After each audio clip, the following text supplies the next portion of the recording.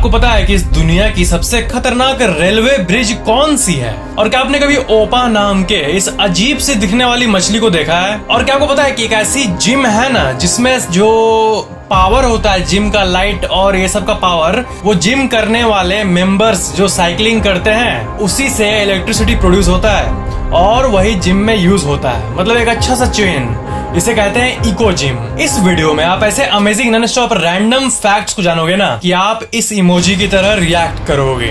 Fact number 22, दुनिया में एक से एक विचित्र जॉब्स है, ठीक है? उसमें से एक जॉब है जिसे कहते हैं पांडाज नैनी, मतलब पांडा लोगों की दादी माँ। और आपको जान के हैरानी होगी कि अगर आप एक पांडा का नैनी बन गए तो आपको $32,000 प्रति ईयर, यानी करीब 20 लाख रुपए प्रति साल का पैकेज मिलेगा इस जॉब में। बट दिक्कत ये है कि ये जॉब सिर्फ और सिर्फ चाइना में अवेलेबल है। फैक्ट नंबर 21, द टेलीग्राफ का ये आर्टिकल देखो। Passenger seated on plane next to stranger who looks exactly like him. मतलब ऐसा हो गया उसके साथ कि वो गया, आराम से बैठा।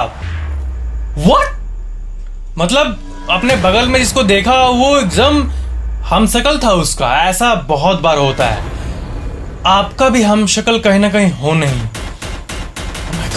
फैक्ट नंबर 20, आपका जो वॉकिंग स्पीड है वो एक्चुअली में आपके साथ कौन है उस पर डिपेंड करता है। मान लो कोई लड़का चल रहा है रोड पे, तो उसके बगल में अगर कोई लड़की है, उसकी कोई फीमेल पार्टनर है, तो उसकी वॉकिंग स्पीड एवरेज में 7% कम हो जाती है। अगर वो उसमें इंटरेस्टेड है तो वो चाहता है कि डेस्टिनेशन में मैं स्लोली हौले हौले पहुंचू ताकि यू गॉट इट। और अगर ग्रुप ऑफ गर्ल्स, लड़कियां साथ साथ चल रही है, तो उसमें उनका वॉकिंग स्पीड सबसे स्लोएस्ट होता है in comparison to all the situations.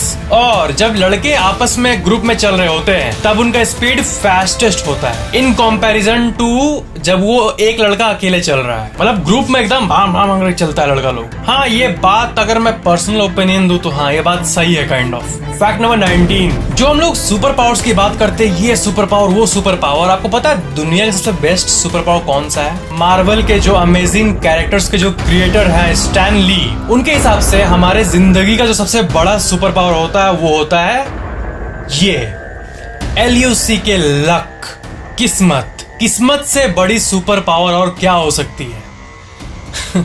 Stanley इस बात को खुद बोले थे। इनका मानना था that if you are lucky whatever you want to do you accomplish. Luck would be the greatest power in the world. Fact number 18, एक फिश की एक बहुत ही यूनिक प्रजाति होती है जिसे कहते हैं द ओपा। इसका साइंटिफिक नेम है लैम्प्रिस गुटाटुस। और ये देखो, इसे एक वार्म ब्लडेड फिश कहा जाता है और ये सबसे अजीब दिखने वाली फिशेस में से एक होती है। और इसका हाइट तो देखो, मतलब गजब फिश लगा मुझे, इसलिए मैंने आपको दिखाया। फैक्ट नंबर 17, आपको पता है कि सड़कों में गड्ढे जो बन जाते हैं वो हमारे लिए कितना दुखदायक होता है। बस या कार में बैठो या फिर बाइक भी चलाओ तो ऊपर नीचे सहना पड़ता है। तो यूके में एक आर्टिस्ट ने वहां के जितने रोड थे सब के आगे ऐसा कुछ मार्क कर दिया, पता है? मतलब वो इतना फ्रस्ट्रेट हो गया और गवर्नमेंट का अटेंशन पाने के लिए वो गड्ढे के सामने गया और चारों तरफ से मार्क कर दिया कुछ इस तरह। फैक्ट नंबर 16, आपको पता है कि जितने भी गुड्स होते हैं जब अंदर बाहर जाते हैं कहीं भी स्टेट में या फिर कंट्री में, तो एक लीगल, एक कानूनी चीज होता है कि आप जब भी कुछ चीज को इम्पोर्ट करते हो या फिर एक्सपोर्ट करते हो तो आपको ट्रेड रेगुलेशन से गुजरना पड़ता है कि क्या अलाउड है क्या नहीं, कानूनी चीजें। एक गन, अगर आप एक गन खरीद रहे हो उसमें जितना ट्रेड रेगुलेशन है उससे ज्यादा ना एक बनाना में केला। जी हाँ, ये ट्रू है। Bananas have more trade regulations than AK-47। मतलब इंटरनेशनल लॉज जो होते हैं वो AK-47 में कम है कंपैरिजन टू बनाना। मतलब बनाना को इंपोर्ट करना मुश्किल होता है एक्चुअल में। ये एक बहुत ही अजीब कोइंसिडेंस है। फैक्ट नंबर 15, आपको पता होगा कि कंपनी के शेयर्स मिलते हैं। आप कंपनी का शेयर खरीद के उसका कुछ % ओनरशिप ले सकते हो, ठीक है? इनको देखो, Mike Merrill, man who sold shares in himself. जी हाँ, ये सही है। साल 2008 में माइक मेरिल नाम का ये इंसान अपने आप को 1000 शेयर्स में बांट दिया अपने शरीर को। मतलब एक कंपनी में अगर आप शेयर लेते हो तो आपको कुछ उस कंपनी के बारे में आपको कुछ डिसीजंस लेने का पावर मिल जाता है। तो ये इंसान अपने आप को शेयर में बेचा। मतलब अगर आप इस इंसान का पैसा देके शेयर लोगे तब ये अपने लाइफ में क्या कर रहा है उसको आप रेगुलेट कर सकोगे और आप जो उसको बोलोगे वही वो करेगा। ओह माय गॉड, ये वर्ल्ड का फर्स्ट पब्लिकली ट्रेडेड मैन है। फैक्ट नंबर 14, जिम में लोग इतना खटते हैं, इतना मूवमेंट करते हैं, इतना उठाते पटकते हैं, इतना साइकिलिंग करते हैं, क्या आपको ये नहीं लगता कि उनका जो इतना मेहनत है उसको हम लोग इलेक्ट्रिसिटी में बदल सकते हैं? इको जिम ये एक ऐसा जिम है जिसमें जितना भी कार्डियो इक्विपमेंट है उसको ऐसे तरह से सेट कर दिया गया है ना कि अगर कोई जिम में बारबल उठा के रखेगा भी तो वो जो मूवमेंट हो रहा है या फिर चेन पुलिंग कर रहा है या फिर साइकिलिंग कर रहा है वो एक टरबाइन को रन करता है और उससे इलेक्ट्रिसिटी प्रोड्यूस होता है। ऐसा सिस्टम बना दिया गया है और इससे क्या हो रहा है कि एक्चुअल में जो बिजली की खपत हो रही है जिम में वो कम लग रही है क्योंकि यहाँ से ही अच्छा खासा बिजली आ जा रहा है, तो इससे सेविंग भी होती है जिम की। और इसके चलते जिम का मेंबरशिप का जो प्राइस होता है मंथली वो भी सेविंग जो करते हैं जिम उनको पास कर दिया जाता है, मतलब उन्हें सस्ता पड़ता है। जितना मेहनत करेंगे उतना प्रोड्यूस होगा और उसके हिसाब से उसका मंथली फी उतना कम लगेगा, मतलब मेहनत इक्वल टू पैसा का बचत। वी फॉरम का आप ये आर्टिकल देख सकते हो, this gym gets its power from your workout, मतलब जितना हार्डर वर्कआउट करेंगे उतना इलेक्ट्रिसिटी प्रोड्यूस होगा, यू नो।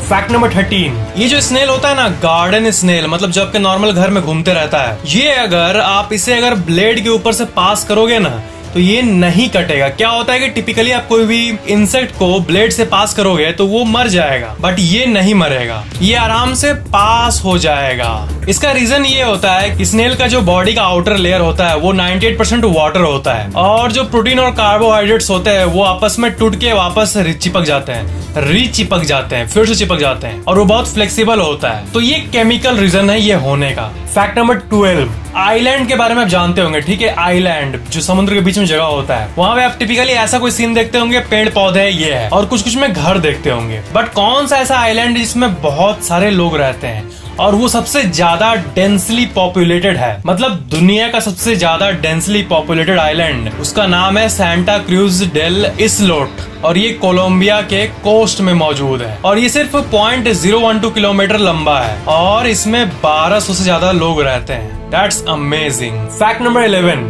कुछ ऐसे मूवी सीन्स होते हैं जिसमें आप रियली में इमोशनल हो जाते हो, आप रोने लगते हो, ठीक है। तो एक मूवी है जिसका नाम है सेविंग प्राइवेट रयान और इस मूवी को इतना रियलिस्टिक बनाया गया है कि आप इसके विकिपीडिया पेज का ये लाइन देखो, the film was so realistic that combat veterans of D-Day and Vietnam left theatres rather than finish watching the opening scene. मतलब इस फिल्म का ओपनिंग सीन इतना रियलिस्टिक था, मतलब जो जिनके ऊपर ये मूवी बनाई गई थी वो जब देखने गए तो वो देख ही नहीं पाए। मतलब ये ओपनिंग सीन इतना रियलिस्टिक था कि लोग, बहुत भारी मात्रा में लोग इसका ओपनिंग सीन भी नहीं देख पाए थे और लोग ये कहते हैं कि it was the most realistic depiction of combat they had ever seen.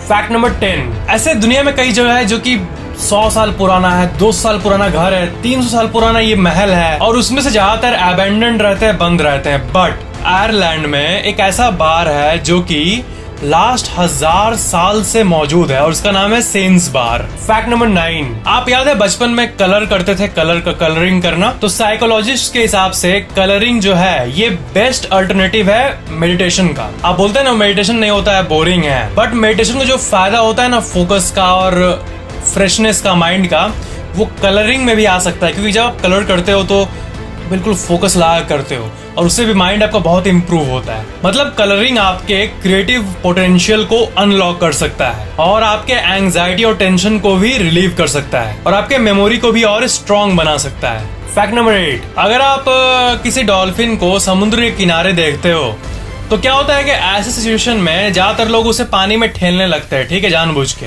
और लोग ये मानते हैं कि वो हेल्प कर रहे हैं उसको अंदर जाने में, बट ऐसा नहीं करना चाहिए। वो अगर समुद्र के बीच में आए हैं और एक जगह पड़े हुए हैं उसका कोई रीजन होता है, मतलब वो पर्पसली आते हैं वहां पे जब वो सिक या फिर इंजर्ड रहते हैं तब, और जब सिक इंजर्ड होते हैं तब उन्हें बीच के साइड में आने की नीड बुझाती है, अनलाइक जब वो हमेशा पानी में रहते हैं तब। मतलब दे पर्पसली डू इट, इसलिए हम लोग को उसको वापस नहीं ठेलना चाहिए मजे मजे में। फैक्ट नंबर 7, हर कंपनी में एक ऐसा मेंबर होता है जो कि कंपनी के लिए बहुत इंपॉर्टेंट होता है। इसमें सिर्फ ओनर ही नहीं आता है बट और भी बहुत लोग आते हैं। जैसे निटेंडो जो कंपनी है ये सुपर मारियो को ओन करता है, इस सुपर मारियो को। और इनके जो मेकर है शिगुरु मियामोटो, जो कि सुपर मारियो को बनाए थे, उनको निंटेंडो कंपनी एक्स्ट्रा सिक्योरिटी में रखती है। मतलब जैसे उनके लिए एक लॉ है कि ये अकेले अपने बाइक पे ऑफिस नहीं आ सकते हैं, क्योंकि वो उनके लिए रिस्की हो सकता है और कंपनी चाहती है कि ये हमेशा एकदम सिक्योरिटी में आए, इसलिए इनको अलाउड ही नहीं है ये बाइक से आना। किसी भी हाल में कंपनी इनका केयर करना चाहती है, क्योंकि सुपर मारियो जब ये क्रिएट किए थे तो कंपनी को वो इतना आगे ले गया था,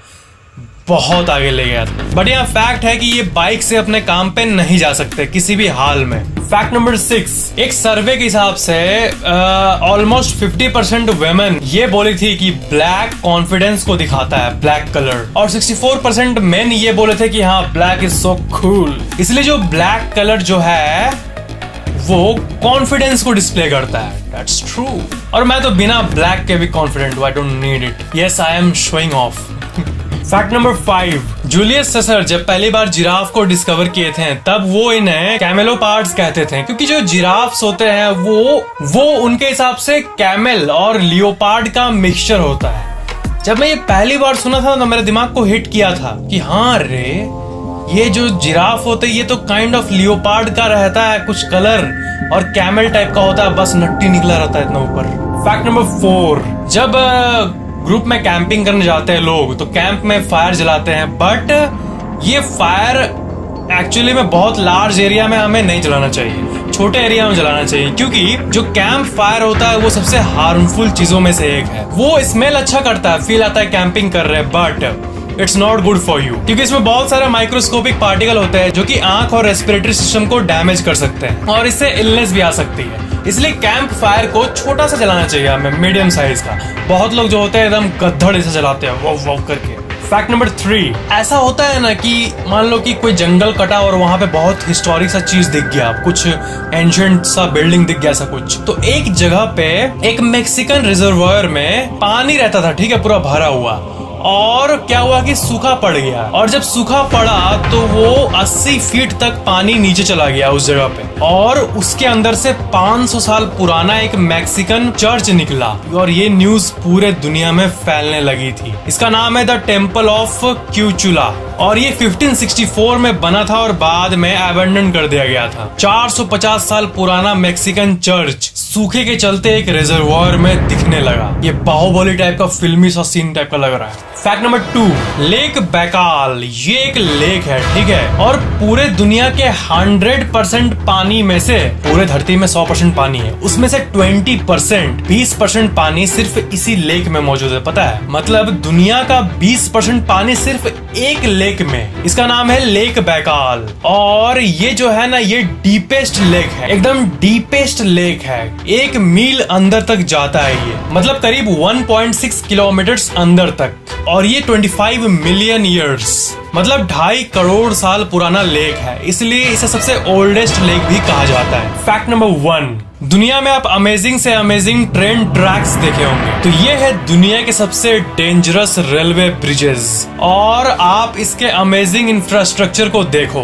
ये है चेन्नई रामेश्वरम रूट, ये साउदर्न इंडिया में मौजूद है, और कभी कभी तो वहाँ इतने लहरें उठती है इतने ऊपर तक कि ट्रेन का जो खिड़की होता है उस पे पानी चल जाता है, मतलब आप बैठे हो और नीचे से पचाक करके ट्रेन के नीचे वाले जगह से, ऐसा भी होता है। ये है ऑटेनिग्यू चोज जोई, साउथ अफ्रीका, और ये दुनिया के सबसे अमेजिंग ट्रेन ब्रिजेस में से एक है। पूरे साउथ अफ्रीका में सबसे फेमस और सबसे चर्चित रेलवे ब्रिज यही है। ये है इंडोनेशिया का जकार्ता बैंडुंग, और इसका भी आप अमेजिंग व्यू देख सकते हो। फिर आता है George town loop rail road, Colorado, USA, इसका भी आप अलग अलग एंगल से व्यू देख सकते हो। और थाईलैंड के इस ब्रिज को देखो, डेथ रेलवे, इसे लिटरली डेथ रेलवे कहा जाता है। इसका जगह देखो, इस एंगल से इसका पिक देखो, कितना डेंजरस लग रहा है। मायामी रूट, जापान, और ये जंगलों से पार होता हुआ एक बहुत ही डेंजरस प्लेस है, ब्रिज है। ये एक्चुअली में एक लावा के पास है, और ये लावा एक्चुअली में कभी भी फट सकता है। ये सबसे एक्साइटिंग ब्रिजेस में से एक है, और ये है साल्टा पोल्वोरिलो, अर्जेंटीना, और इस ब्रिज को बनाने में 27 साल लग गए थे, और ये सी लेवल से 4200 मीटर ऊपर है। अगर आपको वीडियो पसंद आया तो लाइक जरूर करना, और वीडियो कैसा लगा नीचे कमेंट जरूर करना, और शेयर तो कर ही देना। और अगर आप पहली बार चैनल देख रहे हो तो सब्सक्राइब करके बेल आइकन को भी ऑन कर देना ताकि मेरे आने वाले वीडियोस आपको तुरंत मिल जाएंगे। Thank you for watching this video.